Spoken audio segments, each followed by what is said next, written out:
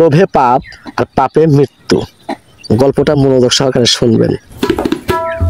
তো একটি গৃহস্থ জমিতে ছোলা চাষ করেছে, অর্থাৎ ছোলা বুনেছে।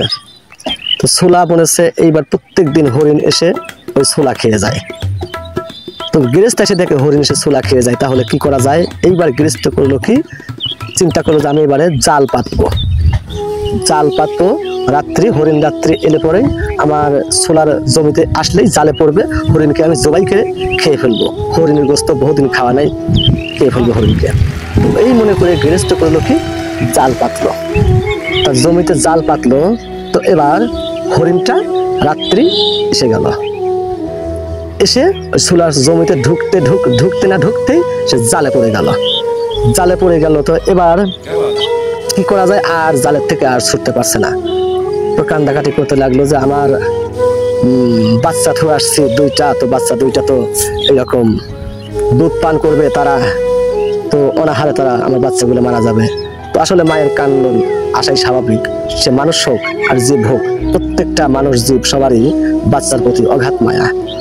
এই বলে কাঁদতে লাগলো। তো এইবার সকাল হয়ে গেল, রাত হয়ে গেল, সকাল হয়ে গেল। তো উপর দিয়ে কাক উড়ে চলে যাচ্ছে, বলছে যে বন্ধু কি হয়েছে, কান্দো কেন? তো হরিণ কাককে বলতেছে, বন্ধু আমি তো এরকম জালে পড়ে গেছি, তো এখন আমার বাচ্চা তো ধরে আসছি, তারা দুধ পান করবে, সকাল হয়ে গেল, তো এবার তো গৃহস্থ তো আসবে, আমাকে তো ধরে নিয়ে জবাই করে খাবে, তাহলে আমার বাচ্চা দুইটা কি হবে? তো কাক বলল যে বন্ধু আমার কাছে একটা আইডিয়া আছে, বুদ্ধি আছে, তুমি যদি আমার কথা শোনো তাহলে তুমি বাঁচবে। হরিণ বললো যে বন্ধু তাহলে তুমি বুদ্ধি দাও, দোষ আমাকে সেই বুদ্ধিটা দাও। তো এবারে কাক বললো যে তুমি মরার মতো হয়ে টান হয়ে পড়ে থাকবে, আমি একবার তোমার চোখের কোনায় গিয়ে আস্তে করে ঠোক দেবো, আবার তোমার পাছার মধ্যে এসে আস্তে করে ঠোক দেবো। এবার গৃহস্থ সকালে এসে মনে করবে যে আহারে হরিণটা তো মারা গেছে, তো তোমাকে ছাড়াই চলে যাবে, তুমি উঠেছো তখন চলে যাবে। হরিণটা বললো তাহলে তো বুদ্ধিটা তো বিশাল ভালো বুদ্ধি তুমি দিয়েছো বন্ধু, তাহলে তাই। তো হরিণটা করলো কি, এই যে আপনার মরার মতো টান হয়ে পড়ে রইল। এইবার কাক করলো একবার আপনার চোখের কোনায় গিয়ে একবার ঠোক দেয়, একবার পাশে এসে ঠোক দেয়, আর কা কা হয় অনেকগুলো কাক এসে এই বুদ্ধি করে এইরকম করতে লাগলো।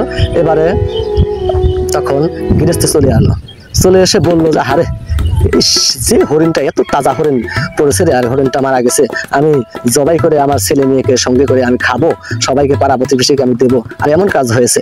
এইবার হরিণটা কি করলো, হরিণটাকে গৃহস্থ ছাড়ায় ফেলা দিল, গড়ায় ফেলায় দিল ছাড়ায় জালে থেকে। তো হরিণটাকে ফেলে গৃহস্থ ওই দিক হয়ে তাকিয়ে রইল। তখন হরিণটাকে যে পিছনে করছে, আর তখনই হরিণটা উঠে মারছে দৌড় মারছে এদিকে। শিয়াল পণ্ডিত এসে ফুসকি মারতেছে যে হরিণটাকে ছাড়ায় থেকে গেলেই আমি খাবো। হরিণটা এই ফাঁকে যেই দৌড় দিছে, আর তখনই গৃহস্থল হাতে থেকে লাঠি দিয়ে এড়ে মারছে, চাঙ্গা মেরেছে, আর তখনই শিয়াল যে ফুসকি মারছে ওই জায়গায় লাঠি গিয়ে শিয়ালের একদম চান্দির পর লেগে শিয়াল শেষ। তো বন্ধুরা দেখেন, লোভে পাপ পাপে মৃত্যু।